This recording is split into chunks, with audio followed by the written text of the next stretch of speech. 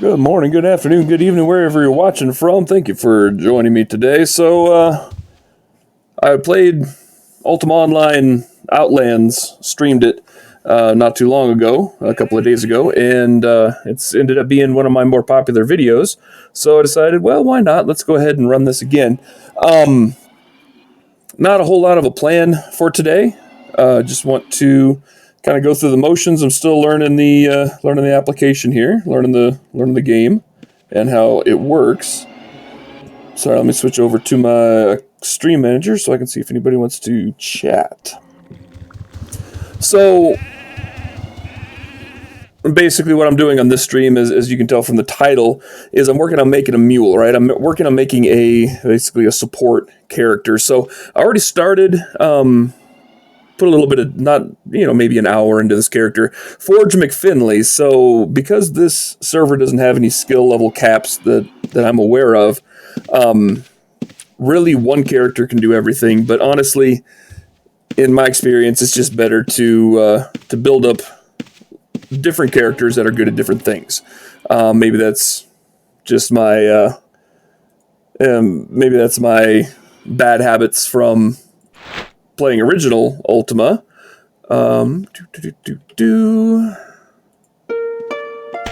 we go. Oh, I gotta set up my macros on this guy. Go figure there. All right. So we're gonna make a new macro here. Let's see. We're gonna call this one hiding. Whoop, if I can spell it right. There we go. Hiding, I'm going to use Control H as the hotkey. Then we pop down over here, go down to use skill, and it gives you a list of skills available. And we're going to go to hiding and say apply. Now we're going to go to new macro. We're going to say last tool. I know it's last item, but we'll just go with last tool. We're going to go Control Z. You can do shift keys or you can just do regular keys, but the problem is if you're going to chat with somebody, you start typing it, you're going to have all kinds of things happening. So we're not even going to mess with that. So last object is going to be Control Z, and then we're going to go last skill, and we're going to make that one Control X, and Control X, once again, last skill. And we'll say apply, and we'll say okay. So what that means is I now have a couple of hotkeys set up that are not going to be affected when I try to type and chat with somebody, assuming anybody wants to chat. So one thing I noticed almost immediately, I noticed immediately, when it comes to mining in original Ultima Online, when you would use your pickaxe, and that's basically what I'm doing, is I'm double-clicking my pickaxe. It would give you a target, right? It would ask you where you wanted to mine. This one, it seems to mine wherever you're standing and doesn't ask you if you want to target a specific area or not, which, is pretty good. It takes some of the, some of the nuance or maybe some of the superstition out of the old mining system where you'd get your little cursor and you'd have to target what it is that you were wanting to mine, right? I remember there was an area down near Minok, which is one of the big mining towns in the original UO maps, where, after you've been mining for a while, you'd feel that certain sides of the terrain, like mining right here, would give you, whoops, let me double click that, there we go. Mining right here would give you a certain type of ore, and then mining right here would give you a different type of ore. And I don't know that it was ever that way. I think it's all based on dice rolls and probability. But, after a while, that superstition kind of sets in, and you just, you kind of become a creature of habit. So when it comes to mining, you want to pull your health bar off your character and then double click it. This will give you your weight down here. Got to keep an eye on that, because if you get overburdened, unless you have a pack animal next to you, you're going to be dropping ore to try to walk over to the nearest forge over here, or foundry, and anybody can run by and grab whatever you drop and take off with it, unless it's super heavy and they get stuck, and then you run over and defend your property, which is always kind of fun, but that's not what we're doing. That's not how we're playing. We're not PvPing. We're just here to collect some good stuff. So I know this is not the most entertaining stream. I'm actually kind of hoping maybe this will be more like an ASMR for some of you, especially if you've played Ultima for a while. Had to shut off the music because it was playing in the background incessantly, and I'm like, I'm going to get copyright struck again. So muted the music, so really all you have is that ever so charming mining sound.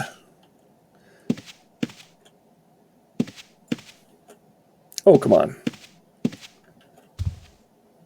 Not even over here? I guess maybe somebody mined this area recently. Aha, there we go. So an area that you can mine is only has so much, I guess only so many attempts available to it for you to mine, right? Once you get past the number of attempts, it's going to say you have no more ore there and you can't mine. I don't know if it's actually calculated by how much ore you can collect or just how many times you hit it with a pickaxe. But either way, it'll tell you that there's nothing more to mine there, and then you have to move to another section. And it does take a while before it'll replenish. It does replenish, but it takes a little while. I don't know who's like summoning angels or whatever they are up there. I hear like a choir, like a Gregorian chant. Yeah, that Gregorian chant going on upstairs. There's people leveling up. Come on. Or, well, you know what? I'm probably... Yeah, I think I can push it. Almost there. One more. Come on. Aha! I got 329 of 334 for weight. Very nice. And then you walk over here. And before, what you would do is you double-click on this and ask where you wanted to smelt it. And this one, you just double-click it as long as you're close enough to a foundry. It smelts it. Bam! I got 218 iron ingots. Good for business right there. The pickaxes they give you, the beginner's pickaxes, they gave me 4 of them. I think. Maybe 5. Hey now, that's not what I was trying to do. Yeah, they have 1,000 uses on them. Each one. Which is super nice. So you can really build some levels without having to worry about building a new pickaxe every few minutes. I did raise my tinkering skill, I believe. Did it not save any of my changes? I think it did. I think it did. Let's see, trade skills, right? Tinkering. Yeah, my tinkering's at level 50. So, once I get some gold, I should be able to build my own tools and make this kind of a self-fulfilling circle here. It'll be super easy. I did make all of my own armor. Check that out. That is a Forge McMinley original. Quite nice, quite nice. I do have to get my blacksmithing skill up and arms lowered item identification, which are these 2 buttons down here, depending on the resolution of the stream, if you guys can even see that. But what that does is that allows you to create better items as you level that stuff up. Also, work on hiding, even when you don't intend to hide, because that will allow you to hide when you actually need to. An easy trick to see when you can use the hide skill again is to wait for this little indication that says hiding has increased. Wait for that to disappear. Once it's off your screen, you know you can do it again. Okay, no more harvestable resources there.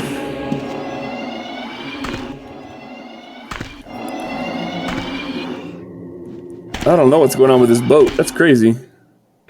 Jackal spirit. Apparently we got some Egyptian thing going on over here. It's kind of neat. Got some cannons on that boat and everything.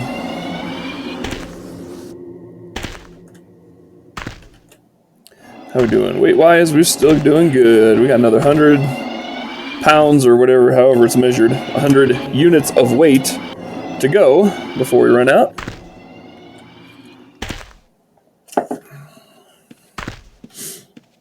Yeah, so not exactly riveting, but I'll tell you what, after a long day of work, stress is all heck, you come here, you find a plant seed in the earth. What? Extremely common seed. Well, dang thing can't be that common. I've been doing this for 2 hours and I've only found one. That's kind of neat, though. I didn't even know that was a thing. So anyway, yeah, after a long, stressful day at work, man, like, just miserable stress, come here and do this for a while. It's pretty cathartic. Pretty relaxing. Kind of like playing Warframe, honestly.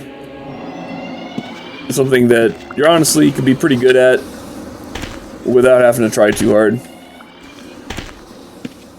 And as long as you're not getting killed by stinking PKs the whole time, player killers the whole time, it's a relaxing way to spend an afternoon. Like I said, probably not the most enjoyable thing to stream, but I needed to do it, and I thought, might as well stream it. Why not? If you guys enjoy it, man, more power to you. This is relaxing for me. I hope it's relaxing for you guys. Oh, I'm getting close to my limit again. Ah, close enough. Let's go. They really need a foundry in here, but it is nice that they put one right outside. Pretty handy. I'm about to mute that stinking music or magic sound going on out there, though. Alright, how we doing? 272. You know what? Let's go over here. And I'm going to see... I don't even know. I haven't even looked to see if this server has bulk order deeds or not. So a bulk order deed is where you go to an NPC, like this blacksmith, and I don't see a bulk order deed.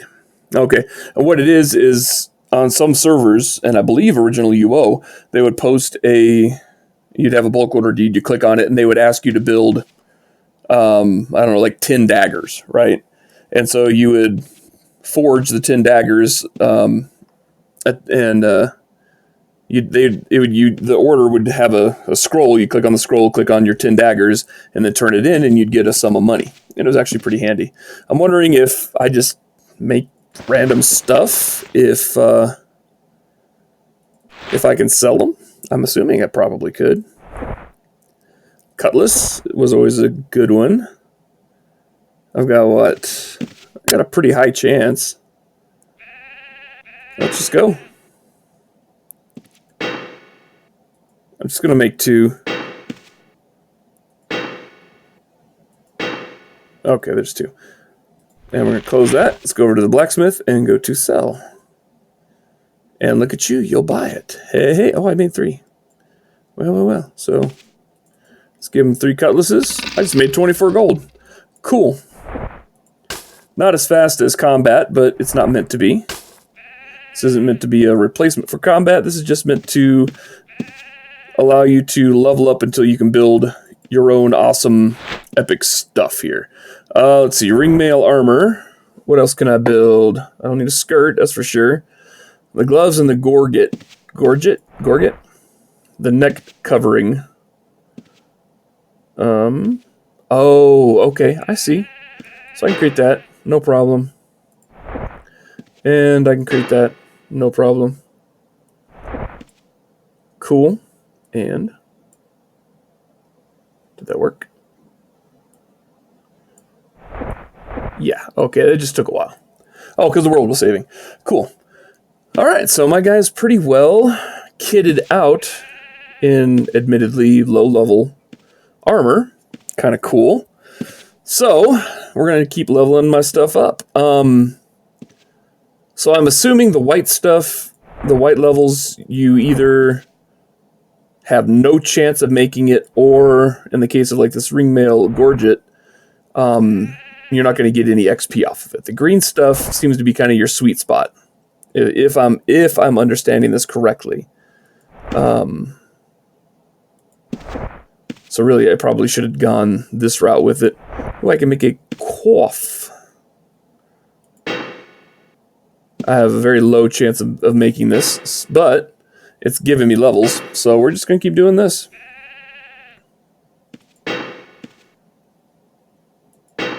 So you click on it, and then at the very bottom down here, you'll see, you failed to create your item, and some of your materials are lost. Well, that's fine, because I'm only losing 8 ingots per, and it is not difficult to make this stuff. So not difficult to make more ingots. Honestly, that's kind of the point of the thing, because everything I'm doing at this point is leveling me up, so it's not really a loss. It's actually just another way to level up.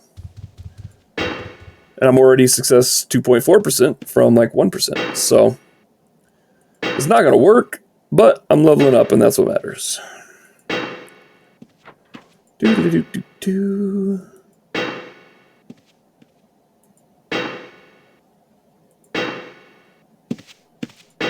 It's nice, it gives you a count.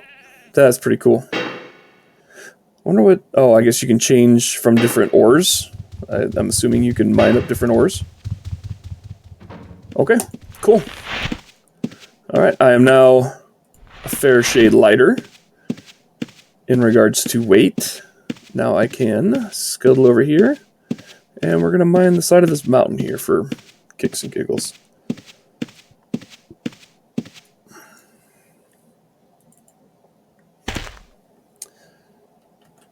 You know, one thing I haven't checked is, can I mine literally anywhere? Like, can I, like, come over here and mine? No. Okay, I didn't think so. You have to be by, like original UO, you have to be by a, either a cliff or a wall, like a natural stone wall or something similar. Cool. And there's a rhythm to it. One thing you can do is once you have hotkeys, you can spam it. You can just hold it down like this, and it will just mine as quick as it possibly can. But you get this ugly scroll going on, and it's kind of obnoxious. But yeah, it is faster. So at this point, you just hold down and watch your weight slowly go up. Level up, level up. Here we go. Eventually, I would get to the point where I would mine so much ore so quickly that I would want to have a pack animal with me. So I'd probably either go buy or tame, more than likely buy a pack mule, and I would have it follow me around, and whenever I would get full, I would dump it onto the pack mule and continue going. I think my third character that I'm going to build is going to be a tamer. That way, hopefully, I can get a beetle. I saw what looked like, I hope it's true, it looked like an ember beetle. And that was something that early UO had that kind of came and went. I don't know why they canceled it, or if they canceled it and they only canceled it on the free shards or what. But an ember beetle was this kind of bright orange, metallic looking giant beetle. I mean, the thing's the size of a Volkswagen. And you put ore on it and it would smelt it. Like, it just instantly smelt it, because it was supposed to be like a fire beetle or an ember beetle. It's supposed to be hot. And it was super handy, super useful to have around, because instead of having to cart around heavy ore, this thing would just instantly translate it into ingots, and then you could do whatever you need to do with it. It was very, very cool. It was extremely rare, but if you had one, it was almost a status symbol. So, dare I go another level? Yes, I dare. I dare to go up one more step. Yeah, 342 of 348. Yeah, sucker.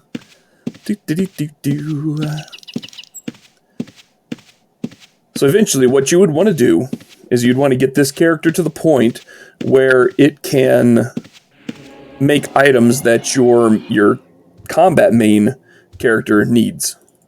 Right? I mean, that's the end goal. You can make the armor, you can make the weapons that your primary character would utilize.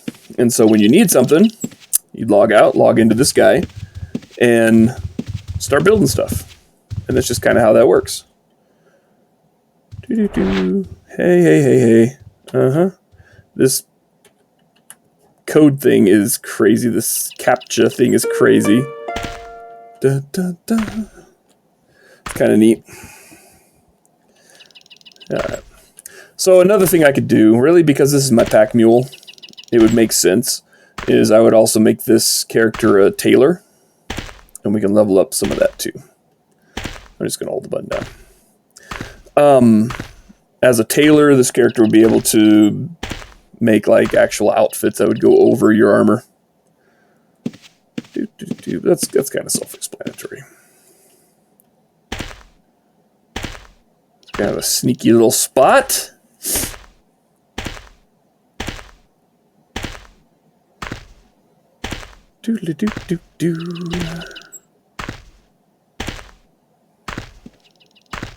This is kind of a pain in the butt without music. Whole copyright thing's a little irritating. Typically, if I wasn't streaming, I'd be playing some music in the background, as I'm sure all of you guys would be. But, yeah, it's fun to stream.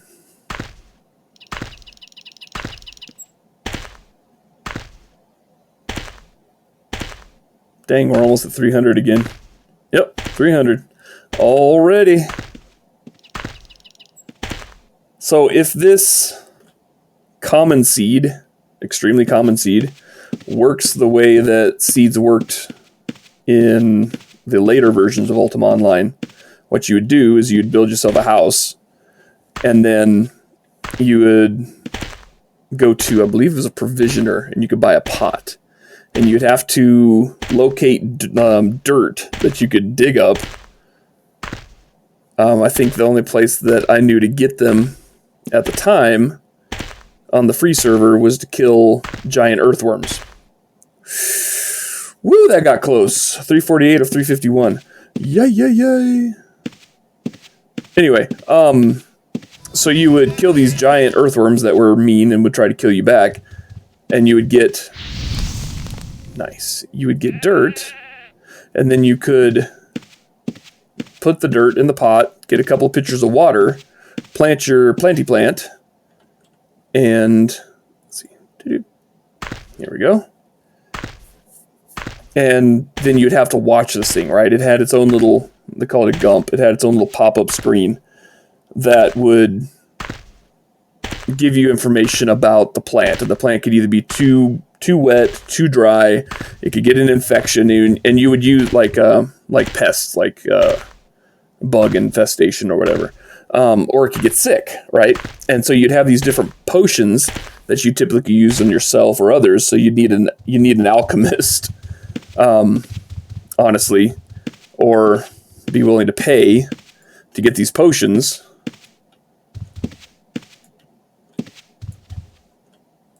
Oh, I'm out of resources over here. Let's see if any of these came back yet. And they did. So you would need an alchemist to get the right potions, or you'd need to go find an alchemist and purchase the potions. So like if your plant had an infestation of bugs on it, you'd use poison on it to kill the bugs. If your plant was sick, then you would use a cure potion or something like that. Anyway, there's all these potions you'd use, and you'd use water, and you'd have to like really watch the thing. I mean, it's like every 6 hours or something like that. You'd have to really kind of watch your plant. And nothing there. Okay, I think I'm going to go the other way. And so it kind of turned into this, I mean, I wouldn't say it was tedious, but it was definitely work. It was a lot of work.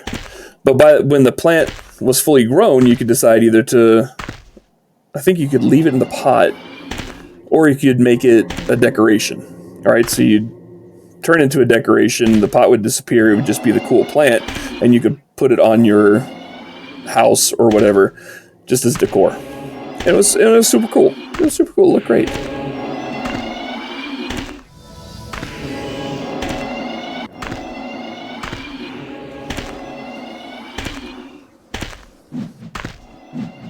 That was one of the good things about killing those giant earthworms, was that they also typically had seeds on them. There are certain things that you could kill that have seeds, like the plants that are aggressive, like the corpser, which is like a big whippy vine-looking trio of vines, or the reaper, which is a big like haunted tree that shoots magic at you. You could get seeds off of those guys. There were some other ways you can get seeds, but those, I remember those were the easiest way to farm them, because they weren't particularly dangerous, although Reaper can be, I guess. But, alright. Oh, crap, I let myself get overburdened. Gosh, dang it. So, this is what happens when you put too much weight on you. It affects your stamina, which is this bottom line down here, and stamina is a pain in the butt to reload, and I can't even take like a step.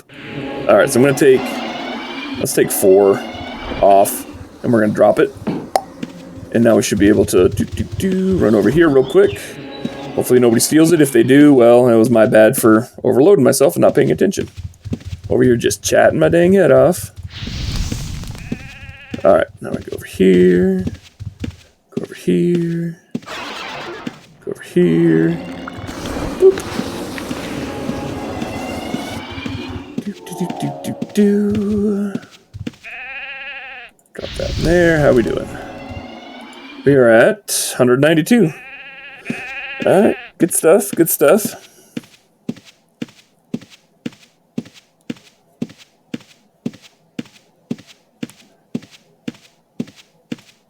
Boyer.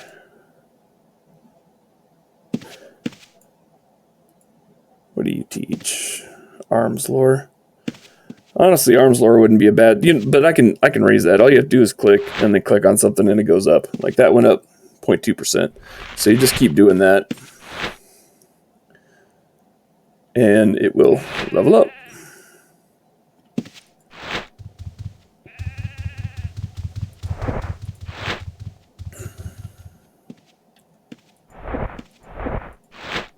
So yeah, there's no reason to pay for things that level up that quickly, right? I'm already at 1.6. You can just sit there and kind of work on it while you're doing other things.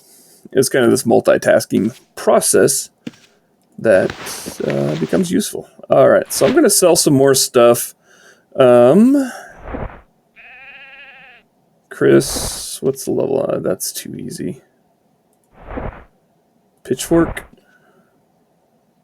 That's too hard. Warfork. 42% too easy. So what you're looking for is kind of a sweet spot where your success is maybe around 15 to 20%.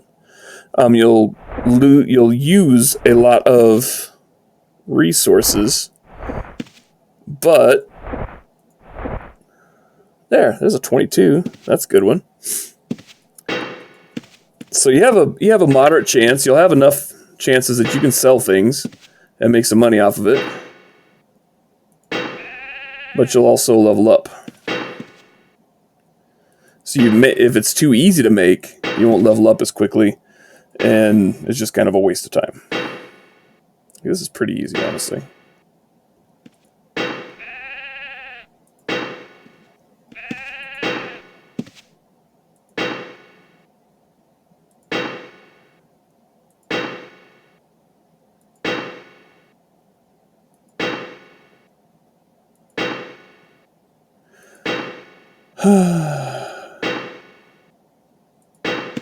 Another thing you can do is, I don't know if you can do it on here. I know in regular Ultima you can.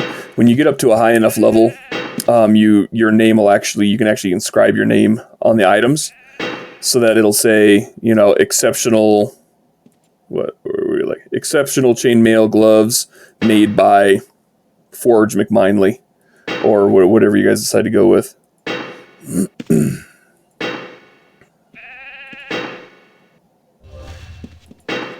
Ooh, I'm going to run out of ingots on this one. Ta-da! Sweet. All right, so let's kind of go through these real quick. Make sure none of them are exceptional. If I have an exceptional pair, I'm going to put them on. Because there is a chance that one of them would come out exceptional. So you just kind of want to go through these real quick and make sure you're not... I'll just put those randomly on. Click once, and it'll tell you what it is. Double click, and it puts them on. So, all right. So yeah, I do want to put on one pair because I think the stats on those are better than the stats on the old pair of gloves I made. So this one has armor rating of 2.8. The new ones that I've made are 3.1. So yeah, they're a little bit better. All right, let's talk to this guy. Sell. And there we go. Because they're individual items, you kind of have to click on each one, I guess. Cool. No problem, no problem. They're all 6 gold per. I just made 54 gold. Cool. Woo! Hey! Canaman TV, thank you very, very much for the follow. I appreciate that. That is huge to me.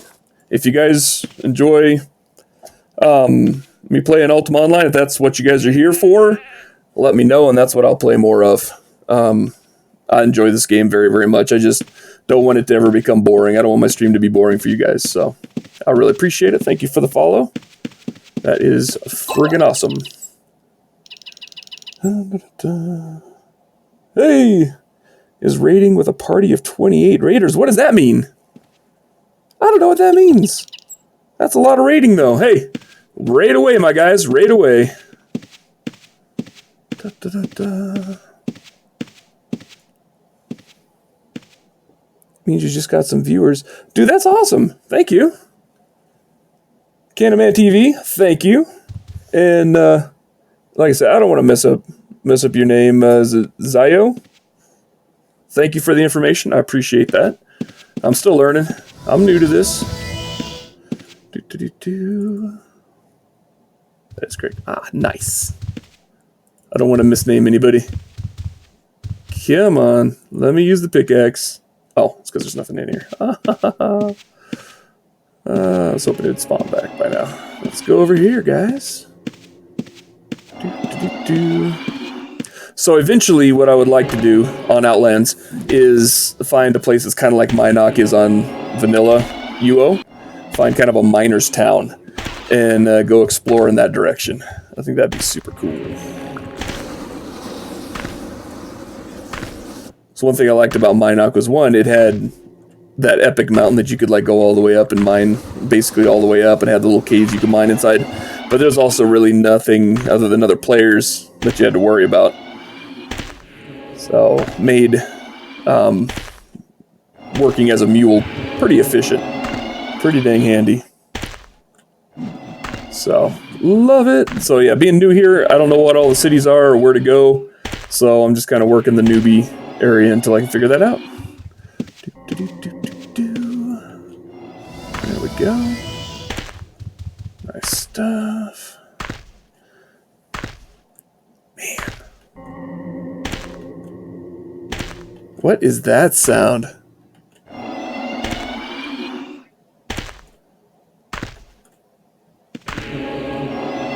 Huh. Yeah, I have a lot to learn on this new server, because there's so much going on. I don't even recognize what half the sounds are. It's cool. I love it. I love that they're breathing new life into an old but still very good game.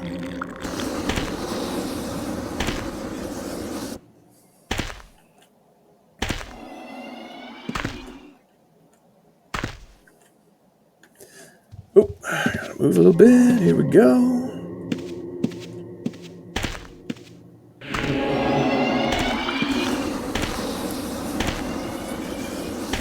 So because this is boring, I'll bring up some old stuff here.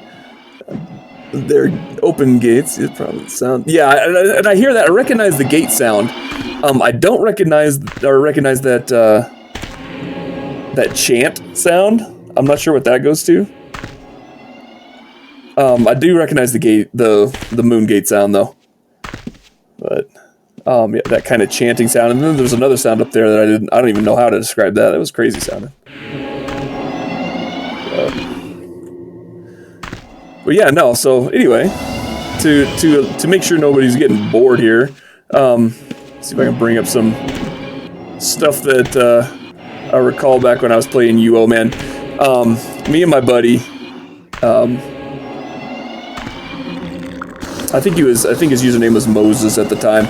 Me and my buddy Moses, man, we were all over the place playing UO, having a good time. We were kind of new. And at the time, and we joined up with a guy that had been playing UO for a while, and he's like, "Hey, let me take you over here to this area, and we'll gain you up some levels." So I'm like, "Sweet," because I was trying to build up my archer, and Moses tried to build up his character, and so we follow this guy, and we go to the pyramids out in the desert, right? And we're killing zombies and mummies and having a good old time, and you know, being the archer, I'm getting stuff kind of at the edges of the screen, and you know, see zombie and plank it, and see mummy and plank it and run and kind of kite it to the other guys, and then they smoke it, right? Having a good time. And we're down this hallway, right? And we come across this thing. I see at the edge of the screen says a rotting corpse. I'm like, oh, well, rotting corpse, zombie, it's all the same thing. And just as I double click on him and shoot an arrow at him, the guy, the tour guide or whatever he was like, whatever you do, don't hit. And you see him typing down there, don't hit. And then he stops. And then he goes running past me. He's like, whoa. And I'm like, what the heck? And this freaking zombie is coming at us at light speed. Friggin' just, oh, and here I am with too much ore again. I get talking and I overload myself. There we go. And so, anyway, long story short, the freaking rotting corpse is apparently a totally different type of monster and is so much harder to kill that we had no choice no chance of surviving. And yeah, it ended up killing all of us. And then we spent the next like 30, 40 minutes trying to get our body back and kite the thing away while it kills us until we were far enough we could get our stuff. And we ended up spending more time trying to get our stuff back than we spent actually getting resources and experience. So it was fun, learned a lot. We had a similar experience in Luna with a what was that thing called? It was I think it was called an ancient worm or something like that. We were looking around for stuff to kill, and I see something that says ancient worm, and me and Moses were like, well, how bad could it be? Right? I mean, it's a worm, right? How bad could it be? Because we just saw the name render, right? It was at a distance. That was back when we were in a guild called the Barefoot Gang, BFG. And, we see this thing pop up, and we're like, yeah, well, how bad is this going to be? It can't be that bad. It's a freaking worm, right? Not thinking W-Y-R-M, worm, not W-O-R-M, right? And so we see this name render, and we're kind of chatting amongst ourselves. We're like, do you think we could take this? I'm like, I don't know. Should we go find out? Yeah, let's go find out. So we go over there, and it is this massive freaking dragon that kills us on sight. Like as soon as he come to the corner, I think like you can see his feet render on the screen, and then there was just projectile magic, and we just dropped. And so we get a hold of our guild. We're like, anybody available to help us get our stuff back? Like, oh yeah, we get all these people. It was such a good guild. They were like, yeah, we'll help you out. Where you at? And we're like, we're in Luna. Okay, cool. What are you guys doing? Or what killed you? And we're like, ancient worm. And they're like, oh God. We're like, what do you mean? And so the guild leader got on there, and she was like, all right, we're going to need people in this position. These guys are going to get killed. We'll have these guys come in. And they had this whole plan, right, to battle this freaking ancient worm. And people were casting all kinds of magic, and it was desummoning things. And it was a freaking nightmare. I mean, it killed so many of us. They're like, go get your stuff. And every time we get anywhere near it, our stuff would freaking die. And that's one of the things I absolutely love about Ultima Online was this game. You are not the chosen one. Nobody cares who you are. This game does not care who you are. It's a lot like Ark Survival Evolved, right? You are basically the lowest thing on the food chain at any given moment. And the fact that, you run around and you're fighting mongbats and headless corpses and stuff, and this is fun. And then there's a random name on the side of the screen. You're like, yeah, no worries. Hope that's the right one. It's kind of hard to read. Nope, that was the wrong one. Let's try that one. There we go. And you see a random name on the side of the screen, and this thing turns out to be so strong you need an entire guild to fight it. That's what I love this game. I really do. It's absolutely fantastic. The game is merciless and frankly kind of spiteful and so much fun. So much fun. It's that much more rewarding when you, I guess, I don't know, become competent, right? My character, in my knowledge, definitely not competent on this map. Barely competent on a regular Ultima Online. So yeah, no, I like the game. I really do. I don't think there's anything that I don't like about the game. It would be great if the graphics were better, I guess, but it doesn't take away from it. It really doesn't. I mean, yeah, it looks like a giant cell phone game at this point, but have you played Dwarf Fortress? I mean, Mother of God. Sometimes the gameplay is more important than the looks, right? Getting close to my limit here. I don't want to overweight myself again. Sweet. All right, we're going. Woo! 357 to 369. Nice. Oops, gotta go this way. So yes, I think some exploration is gravely needed on my part. You know, that's true. The graphics of Yu never bothered me. Low poly 3D games do, though. You know, that's so true. They came out with a more 3D version of Ultima Online, right? And honestly, I disliked it. I like this version more. The sprites and I just like how it looks. The 3D version was always kind of fugly in my eyes, whereas this is maybe more stylistic, I suppose. But either way. All right. Let's see. Cool. UX, was that it? I remember it was a long honk of time ago. I remember it because my buddy, it was the guy who had the character Moses. He seemed to prefer the 3D version. I was like, nah, I don't like this. But all right, let's see here. Maybe it was UX. I don't recall.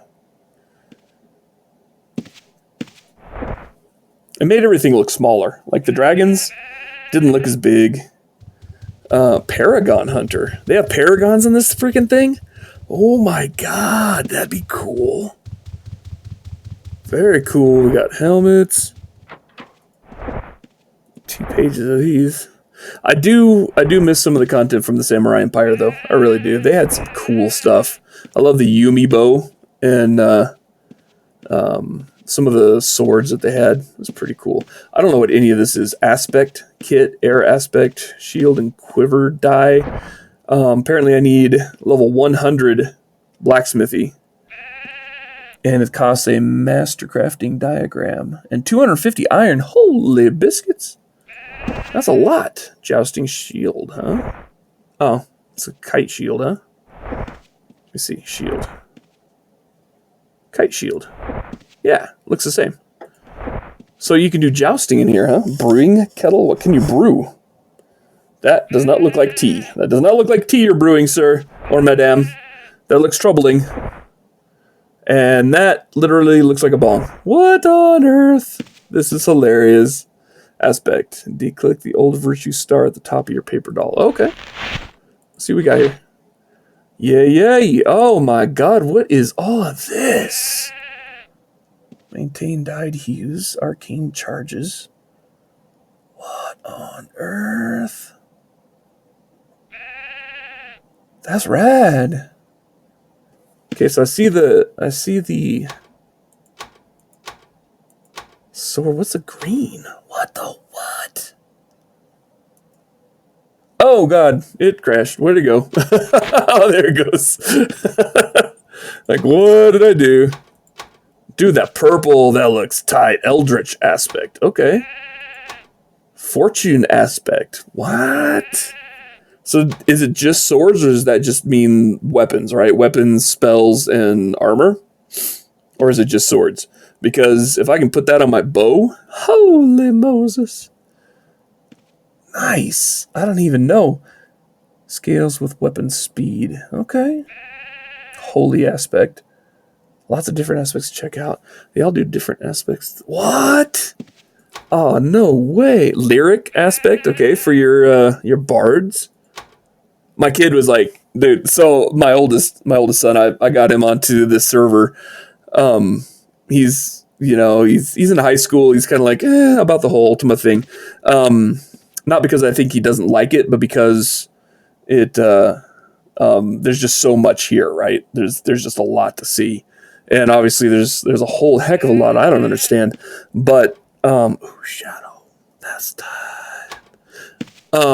He was kind of, laughing about the whole bard thing, what the heck's a bard gonna do? I'm like, dude, really? They're actually pretty, I explained to him, like, dude, they're actually pretty handy, especially when it comes to taming. If you mix taming and barding, where you can calm the attacking creature and then you can start taming it. Like, that's absolutely amazing. It's a game changer. He's like, really? I said, yeah. Or you can just prank people. Like the whole thing where if there's two cats in the area, you get them fighting. They never do enough damage to kill each other before they heal, but they make the most atrocious sounds while it's just screeching, and it's hilarious. And they never stop because they never damage themselves enough or each other enough to end the fight. So it's just constant until another bard comes by and shuts them off, or until an admin comes over. I would never do that. I would never do that. But if you do, it's kind of hilarious. Command aspect. Oh, for taming. Okay. Death aspect. Dude, this is discipline. What? Damage resistance for 10 seconds after using mana. What the heck? Okay, anyway, I'll go through this on the off time. But that is like a whole game into itself. That is insane. I love it. Oh, that's going to be too much fun. And of course, obviously, looking at the aspect items, it looks like I've got to start at level 100, right? This is all for PvE only. Yeah, no, absolutely. I'm not a PvPer, so that is cool. I love that. Okay, so I guess these are your different poison shadow. Okay, so these are the different, I guess, classifications of aspects that I was looking at in there. Water distillation. What is, so you need, oh, is that what the water pot is for? I wonder. Aspect items. I wonder, okay. Because utility items, right? There's the water pipe. So do you use the water pipe to distill water to use? Oh, man. Oh, God. I'm going to have to go on YouTube, and I'm going to have to just bury myself in this to figure this out. But, obviously, I'm a ways from it. I've still got to get my blacksmithing up. So is this how you get different types of ore, or as you mine your way up, do you end up getting different types of ore? Like original UO, you would level your mining up to a certain point, and then you'd start getting shadow ore, and then you'd get a copper ore, and you get all the different metals. Is that still a thing, or is that taken over by the aspects?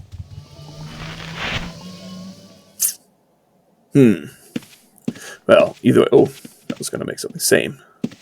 You will get all the original ores up to 100 as normal. Okay. Oh, cool. Okay. So you could get a shadow armor. You could make shadow armor out of shadow ore and then apply a shadow aspect to your shadow. What?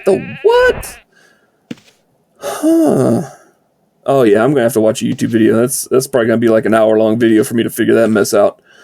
Cool. Very, very, very cool. I like that. They added so much to this. It's familiar, but it's different enough that it feels like a totally different game. This is very cool. Okay. I got build stuff. I gotta get my blacksmithing up. Let's see. Mace weapons, maybe? Let's see. Mace 44. Nah, too easy. 44, too easy. Let's go down one. 44. Is it all 44? 4. That's too hard. Because I do want to make a little bit of money here. Gotta flip through all these. Okay, that was a terrible direction to go in. Let's check over here. Bardish.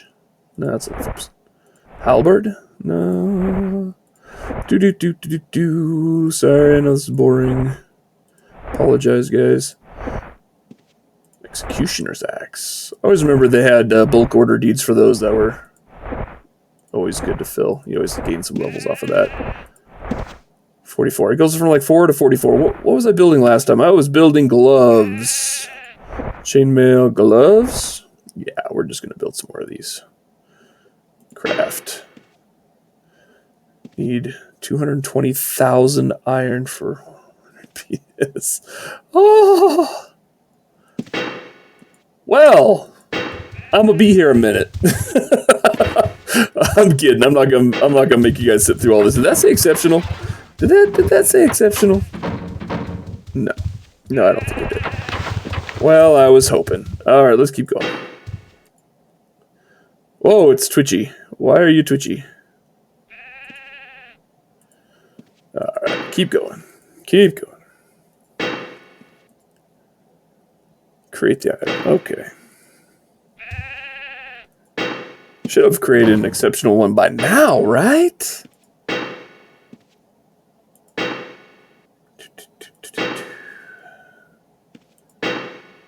Blacksmithy's 51.5%. Hey, we're almost there, guys. We're making progress. You have worn out your tool. Oh, biscuits and heck. Alright, that's fine. I have enough that I can buy a Tinkerer's Toolkit. Let's double check, just make sure none of these are exceptional. Should pop up, right? It'll say exceptional chainmail gloves.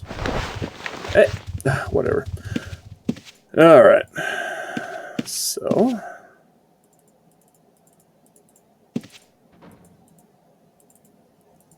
nicely done. 36 gold. Sweet. Okay. Where's my tinkerer? My tinkerer was down here somewhere, wasn't he? Was he with the tanner? Yet. No, he was not. 50 to 65 chainmail gorget. Okay. I can build that. Oh, that's from the wiki, right? That's good information. Alright. I can do that. Chainmail gorget. That's what we'll make. Gorget? Gorget? Do we know? Gorget? I don't know. Alright, let's see here. Tinker's Tools. I'm going to buy 2 of those. So much cool stuff. So much cool stuff. Alright. Eventually, I will build my assassin chef. So if you play this game and you see muffins laying around, use caution. They may be poisoned. But that's going to be a while. I still got to get my other characters leveled up first. But I think it's absolutely hilarious. I wouldn't do it in the newbie area. That's villainous. But to go to like a main city or something and just drop like a plate of cookies and then go hide and watch people run by, grab the cookies, and they're all running around. Not deadly poison, just a little poison, just enough to make it funny. Just beware the cookies. That's all I'm saying. Okay, let's see what we got here. Crafting tools. Can I build...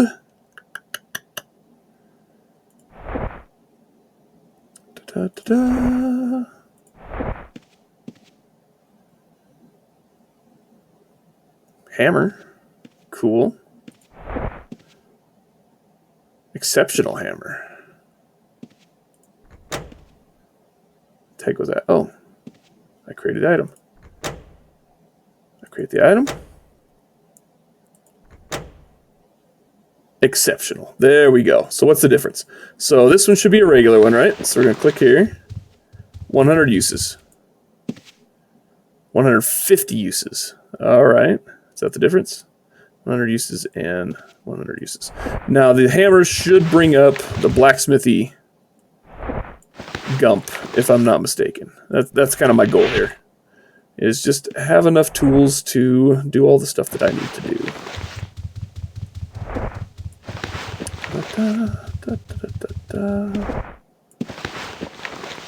Okay, there's my more exceptional. Let's double click on it and see what happens. And, oh, this is more carpentry. So I need a blacksmithing hammer. Okay, I can do that. Crafting tools. Smith's hammer. There we go. Fantastic.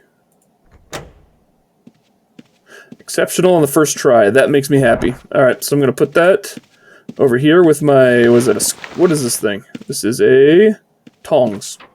Yeah, these are tongs. Let's make that plural. Okay. And... is there a pickaxe in here?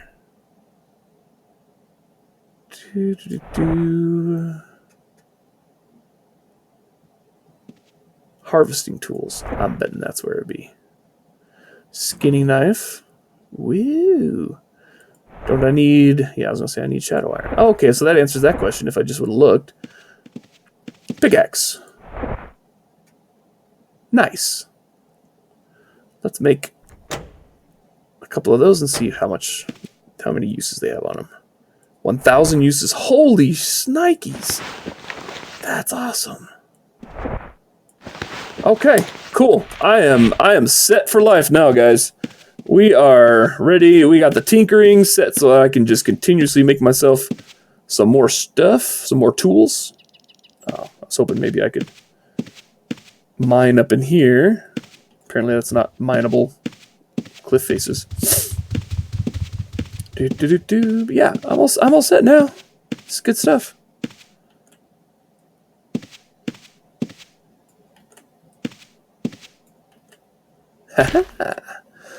All right.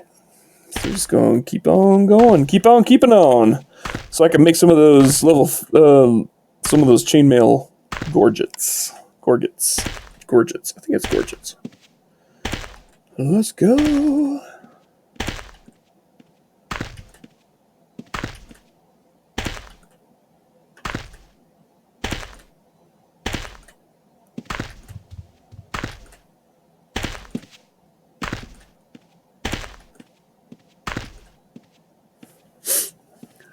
All right. Okay. I think the other skill I need to level up is going to be lumberjacking. Carpentry? Probably carpentry, because lumberjacking is actually easy to level up. Kind of like this, level up by yourself. You don't really need to level up, pay to level up mining. You just mine. What was the drums? That was cool. The Corpse Creek contest has begun. Type battle hotbar to view. Oh, cool.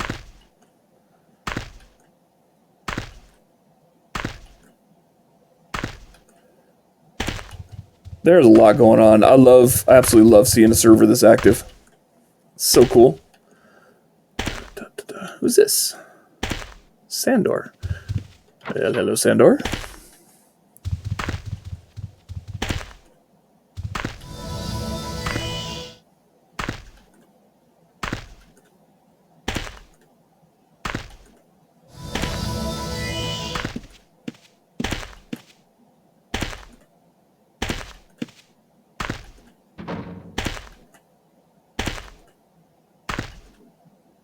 So I wonder if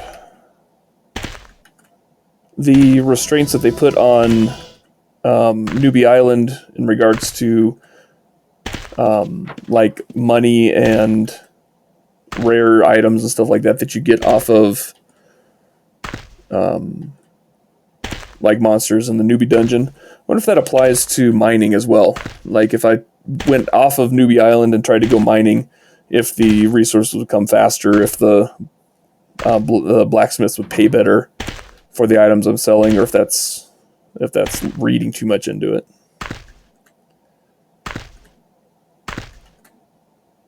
Probably experience gain. I wonder if Newbie Island has a experience gain amplifier, or if it's dampened here. Lot to learn. Okay, let's see. What do we... Oh, dang it! I did it again! Oh my god, why? If I just take one. Dunk.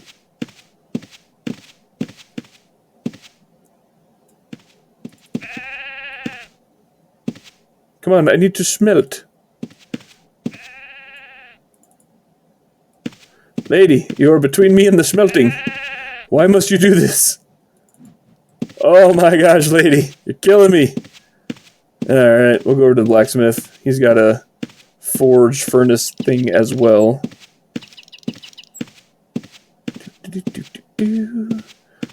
Oh my gosh, why wasn't I not... Why wasn't I thinking?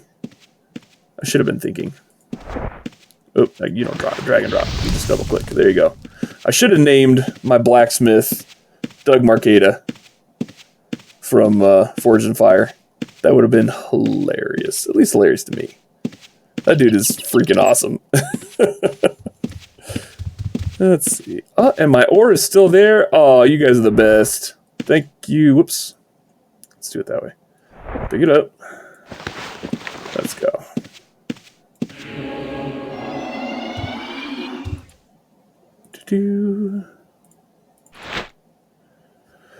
Seven. What do you guys think? Is that a 9 or an 8? 86? I feel like that's not right. That's not right. 611. That's right, though. Haha! Nothing to harvest. Oh, well, biscuits and gravy. Anything come back over here yet? Let's find out. Yeah, there we go. Alright, alright. A searing imp. Heck is a searing imp? Familiar with imps, just not searing ones.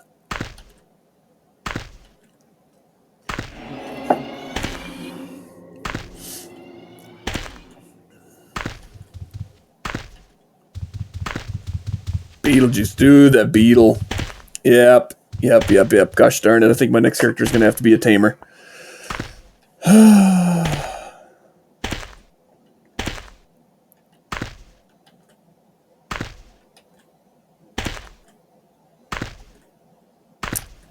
A bard tamer. I think he's going to have to be a bard tamer.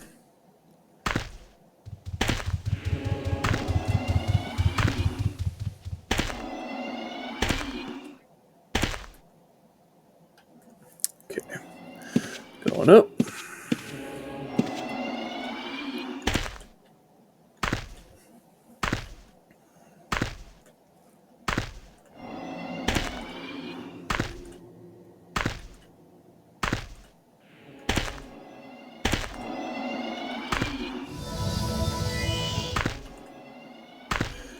Man, I haven't even burned through one pickaxe yet.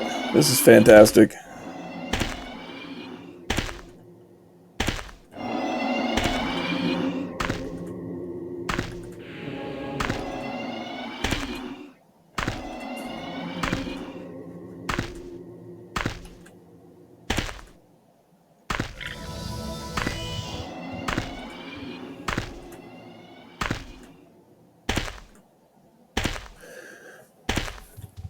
Sorry, I'm kind of lost in lost in the rhythm of this. I apologize. I should be chatting, and I'm not.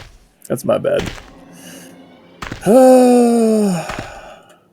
So, what do you guys think? Do you think that Ultima Online, if EA, heaven forbid, if EA decided to remake Ultima Online for the current generation, do you think it's feasible? Do you think it's possible? I mean, even just possible at this point to take everything that is available here and build it into something current. Like, I know everybody was like crazy, absolutely crazy about, what was it? Valheim? Whatever that game was. About a year ago. I mean, everybody's absolutely crazy. Everybody was streaming it, and then it just disappeared. But initially, I was hearing from some of my friends that were into it. They were like, "Yeah, this, the way you have the crafting and you have the exploration and all that stuff, that it felt reminiscent, right? It wasn't the same, obviously, but it felt reminiscent of UO." And there's been some other games that have made similar claims. But what do you guys think? Do you think that's even feasible at this point? Or is this just such a unique situation, a unique game that, it's just too much to take on by, it's just too much, right? So I really don't know. It feels like there's a lot here. And it feels like, given the current kind of state of game production, game development, there's this tendency to oversimplify, I guess, or make too user-friendly games that would otherwise be very, very cool, or at least have more options, have more things you can do.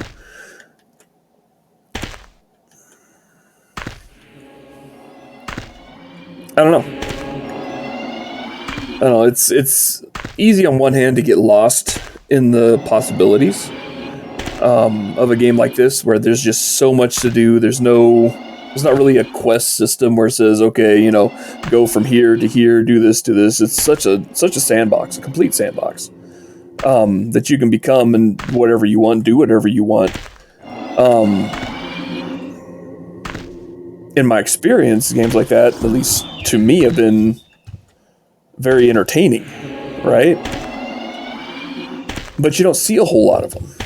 You see a lot of them simplified down, like what they did from Morrowind to Skyrim, right? They optimized the, like, you know, it's they made it very slick, right? The UI was perfect, gameplay was fun, but you look at the level design, you look at the complexity, the difficulty, right? The level of difficulty, and it's all, I don't know. I don't think they're the same gaming experience at all. And maybe it's just because I'm old, but I really appreciate games like Ultima Online, games like Morrowind, games that expect you to figure it out, right? I mean, this is on you. You want to learn what it is, learn what it is. And Ultima Online is...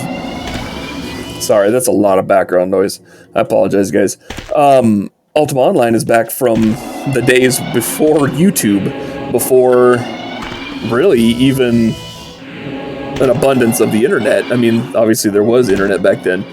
Ultima Online wouldn't function otherwise, but there wasn't a whole lot of places to go where gamers explain to other gamers how to do this, right? I mean, there's tutorials around here and there, but you really had to search for them. They weren't very good. There wasn't a lot of information, and so really it fell to you, or it fell to your friends to...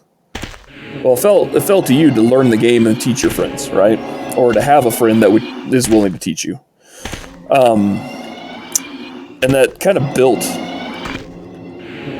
more of an environment, more of a social environment than a lot of the current gen games. I mean, you get into Skyrim, yeah, you may hop onto YouTube for 5 minutes, look up a tutorial on how to, how to get past a certain puzzle or something.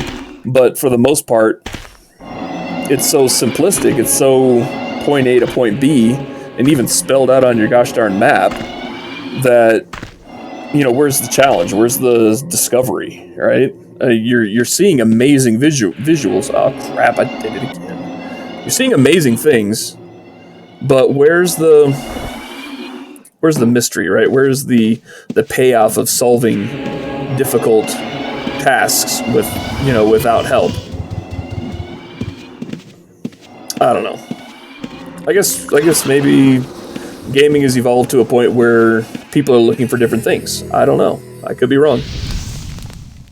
I just know that I personally, I really enjoy that payoff of, holy crap, I figured it out, right?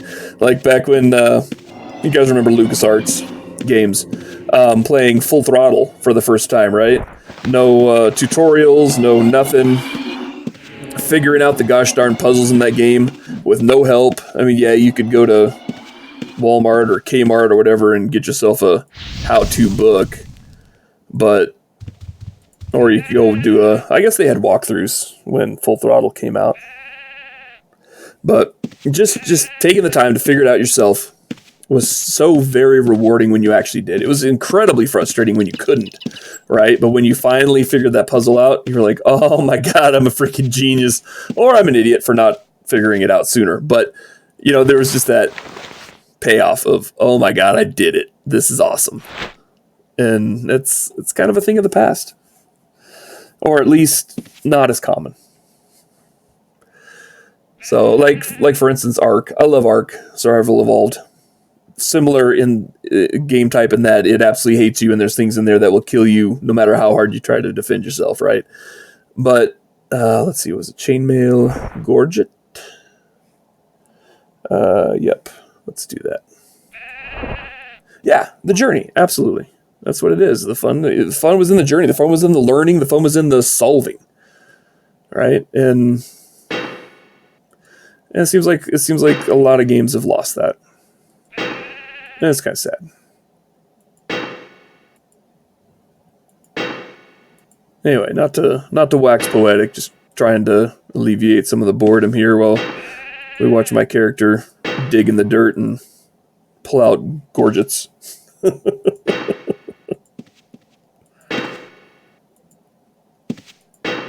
right.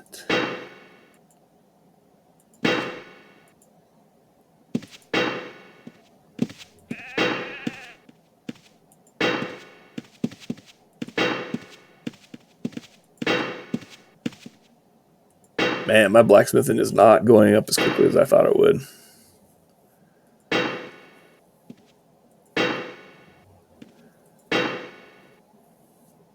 Did any of you guys play, oh, here we go. A lot of games now put you on rails. Yeah, and you push buttons as you navigate through the predestined. Yeah, exactly. Gaming feels a lot like, honestly, those pre-rendered cutscenes where you had to press the X button at the right time or the A button at the right time. Otherwise, you know, it feels like that often. And I don't like games like that. I don't know. Sweet. All right, let's make some money. So nice.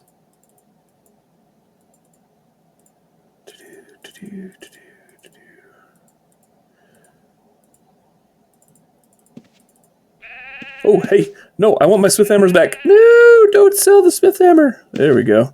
Man, I gotta pay better attention to what I'm clicking on here. Okay, everything else is chainmail. Cool. Right? Venture forth, noob. Enjoy your ignominious demise. You will not be remembered. That is very much this game. I love it. I absolutely do. Because when you overcome that, right? When you either become such an intrinsic part of the community that people are wearing the armor that you've made and it has your name on it, or when you are the person that I don't know if Outlands has something similar to Doom, but when you're like are the guy in Doom, either soloing Doom or you're the guy that brings the people with you, and you go in and you're just smoking bosses and laying waste to your enemies. You know, until you reach that point, like this game takes great joy in absolutely just scorning your existence. It's like, nah, I'm gonna kill you with a rat. Watch, this is great. And it's so horrible. Like, gosh dang it, why does this game hate me so much? Oh wait, because this is where I'm at. You know, I am at the bottom of the food chain and I gotta work my way up. And there's some strategy to it, and there's a lot of patience to it. And I love that. You have to pay into it. You can't, it's not, okay, so pay is the wrong word. Pay in time as opposed to money. Because that whole pay to play thing really, don't even send me down that road. That's an absolute cancer of gaming. You know, you can work for 50 hours, like Warframe. Oh, I love Warframe, but I hate Warframe. Because a lot of the weapons and stuff that you can spend hours and hours working on trying to get, you can go put, you know, $50 on your account and get platinum and get it so much faster. And it's kind of obnoxious. But anyway, rabbit hole. I'm going to leave that one alone. That one gets me a little salty.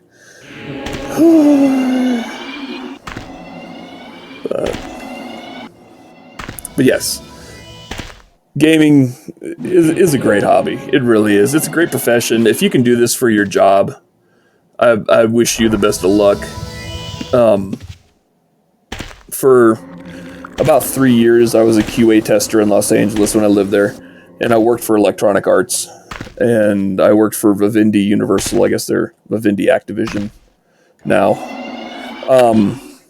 Testing video games, and I was getting paid for it. I mean, you know, not paid a lot, believe me. I think it was $11 an hour at EA, but it was an absolutely incredible experience.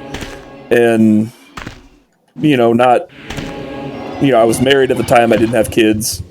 My wife had to work, and video game testing was my job.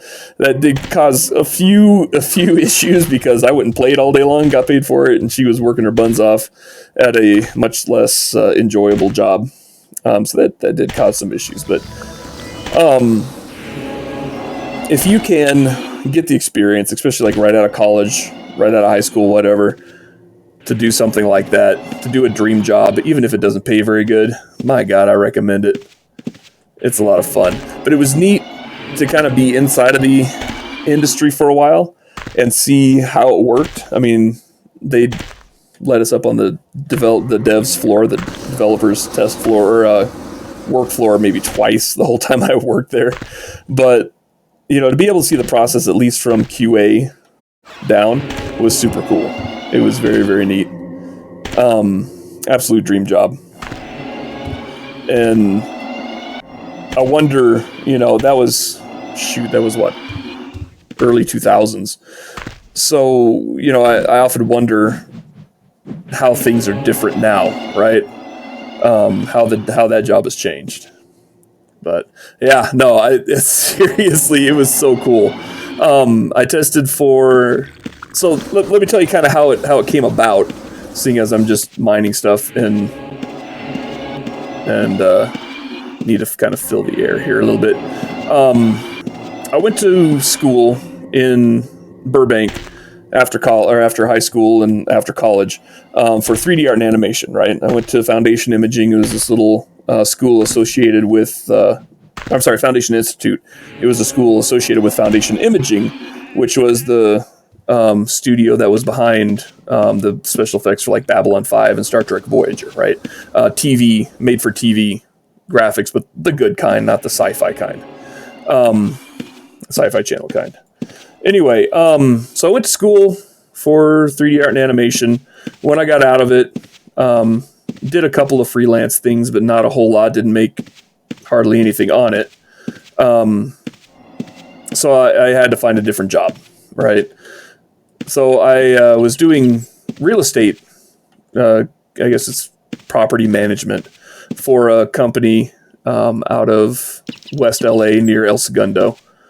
And every day, going to the different properties to do my job, I would drive down the Pacific Coast Highway and I would see EA's new building, right? It's EA LA, built there in Playa Vista.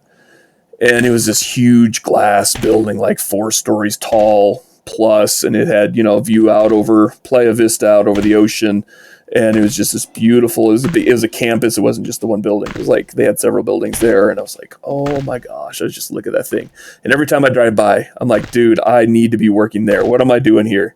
And so I put in an application online for a 3D artist, just a total Hail Mary pass, right? Just throw that app in there and I'll never hear from them ever again, because I did that to several companies.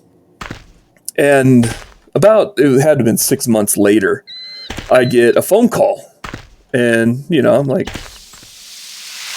I find a plant. See, so I got another one. Nice. Why did this drop on the ground? Oh, because I am so overburdened again, because I'm talking my freaking cheeks off again. What am I doing here? Oh, I'm still overburdened. Okay, let's do another 2. Did that drop it? Yeah. Okay. So anyway, I get a phone call, all right? And it's this lady. She's like, hi, I'm so-and-so with Electronic Arts. And I'm like, oh, right? The heart starts pounding. I can barely hear what she's saying because I'm like freaking the crap out, can't breathe. And she's like, we got your application. And I'm like, yeah. I did do that. I sent you an application, absolutely. And they said, we're not hiring at the moment for 3D artists. And I'm like, how? Well, here it is. Here's the thank you for putting in the app, but we're going to throw it away, right? And she goes, but we are currently gearing up for some quality assurance testing. Is that something you'd be interested in? And I'm like, well, lady, I don't even know what that entails, but abso-freaking-lutely, is it paid, right? And she goes, oh yeah, it's a paid position, absolutely. And I'm like, sweet. So she goes, well, be here at a certain time, and we'll kind of discuss it. I'm like, oh, okay, absolutely. So I show up to EA, right? Go up to the gate to the guy checking people coming and going. And I'm like, hey, I'm here for an interview. I'm so-and-so. And he looks on his list and the guy's like, yeah, here you are. Go on in. So he said, just pull ahead, and gave me directions, right? So I pull ahead and go to this parking structure. And I start looking for a place to park, and these guys come running out, and they're like, "Hey, let us park your car for you." I'm like, "Oh, no, I can't. I got this. I'm just visiting." And they said, "No. Every car that comes into EA is valet parked. We'll park it for you." I'm like, "I don't even have money for a tip." The guy's like, "No, we don't take tips. This is our job." Holy crap! So they valet parked my freaking car, right, in this underground parking garage area. And I get directions, walk up, go through the front door, the big glass doors, and there's a gift shop over to the right, and there's this big desk. I go up to the desk, and anyway, sorry, I was totally like nerding the crap out, like so hard. I had no idea. I was freaking out. And so this guy takes me over to a room with like 6 or 7 other people, and they have a computer set up, and they're like, okay, we're going to do a quick test with you guys to make sure that you have the skills needed to do this job. I'm like, oh crap, well, I didn't know anything about that. What's this going to be? And so they give me a build disk for an older game, and they're like, okay, you've just received this build disk. You need to test the game, but to test the game, you need to get it running. I'm like, oh, okay. So put the disk in the CD-ROM, right? This is back in the old days. Put in the CD-ROM, and it doesn't auto start, right? So you go to my computer, open it up, find the exe, and run it. Well, that was the test. Can you run this without having an auto start? I'm like, that's the test, really. And then we launch the game, and he kind of walks us through to a certain point, and he's like, okay, I want you to point out if you notice any bugs or anything like that. And 5 seconds into it, you start seeing issues, and you point them out, and he's like, yeah, nope, you guys are hired. So they took me into this guy's office, the test lead, right, the QA lead, and I sit down in front of his desk, and he's like, hey, so I just wanted to let you know we're bringing you in on the BF2 project. And I just look at him like, okay. And he kind of stares at me for a minute. He goes, Battlefield 2. And I'm like, okay. And he's looking at me, and he's like, have you played any of the Battlefield series before? I'm like, oh, hey, thanks. Thank you very, very much. I appreciate it. So he's like, have you played any of the Battlefield 2 or the Battlefield games before? And I'm like, no. He's like, Battlefield 1942. I think Battlefield Vietnam had come out at that time. I was like, no, I haven't, but I've heard of them. I think they're awesome. I just haven't played them. He just looks at me. He's like shaking his head like, I've given you this incredible gift of testing BF2, and you have no idea what you just got. And I'm like, yeah, I have no idea. So he goes, okay, well, we're going to have you sign, this whole freaking binder full of NDAs. But this project's a little special, even here at EA. So many people want to know about it that you cannot talk about this game to anybody other than your lead on the team, your other teammates that are also on this project, and with your supervisors. Any other tester comes up to you, wants to ask anything about Battlefield 2, you cannot tell them anything about it. I'm like, oh, that seems a little excessive, but okay. I mean, we're all on the same team, but I was not in a position to be like, well, I don't think that's right. I was like, yeah, absolutely. Whatever you say, yes, sir, thank you, sir. Right? And so he's like, let me show you where you'll be testing at. Takes me up to the second floor. Devs are one floor above that. So we were on the second floor, and had the key card passes the beep, and you get through the door and all that stuff. It was super tight. But it takes me into the test floor, and there's all these long tables with all the computers on them, and then there's these other tables, and they were like folding tables, right? In certain places they had like cubicles, other places they had folding tables and stuff, and they were just like set up there. I'm like, this is not what I was expecting at all. I was expecting more like cubicles, right? But they were like, so everybody could see what everybody was working on, right? And we're walking by, and I'm looking at these games. I don't even know what I'm looking at. I'm like, that's so awesome. And all these guys playing games and stuff. And oh crap, I did it again. Here we go. Let's drop 6 of them this time. And so he takes me to the back corner of the test floor. And this area is literally chain link fence, right? It is chain link fence closed. And there is, a bunch of people inside, but they covered the chain link fence in that like camo cargo netting stuff, right? So that you couldn't really see inside. I mean, I guess you could if you like walked up to the fence, like pulled it apart and kind of peeked in there. But it was like cargo netted and chain link fence on the second floor of this office building. And they chain link this whole area off, and he gets his key out, opens the chain link fence gate. We go inside, and here's all the test tables for Battlefield 2, and then there's a separate room in there as well. And he's like, well, this is where you'll be testing, yada, yada, yada. Anyway, it was an incredible situation. I've never had that much fun at a job in my life. It was one of those jobs where you wake up in the morning and you smile because you have to go to work. I do not have that now. And honestly, nobody I know has that now. And, for $11 an hour, living in Los Angeles, it really wasn't tenable. But for 3 years I got to do it. I worked for a year at Electronic Arts, and then I worked for the rest of the time, almost 2 years, at Vivendi Universal. And it was it was incredible. I recommend it to anybody that can afford to live like that. It was so cool. Very, very cool. I guess the moral of the story, if there's a job you want, whatever it is, put in an app. What does it hurt? I did. And through insane amounts of luck, I was actually able to have my dream job for a couple of years. Totally recommend it. So, anywho, that's my story. I am going to have to cut it short here after let me try to make a few of these real quick, and then I'll cut it. And I'll have to head out. Guys, I sincerely appreciate you guys hanging out with me. I appreciate you guys viewing. I really appreciate, I guess, the raid, getting raided. That's incredible. I've never had that happen before. I didn't even know that was a thing. So seriously, I appreciate it, you guys. Any of you guys are welcome here anytime, obviously. And I do. I appreciate it a lot. So thanks for hanging out.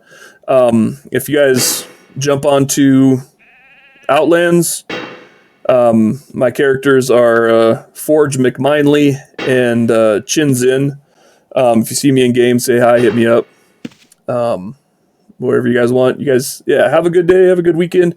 You guys too, man. I hope you guys have a great time. Be safe, all right? I will catch you guys next time. See ya.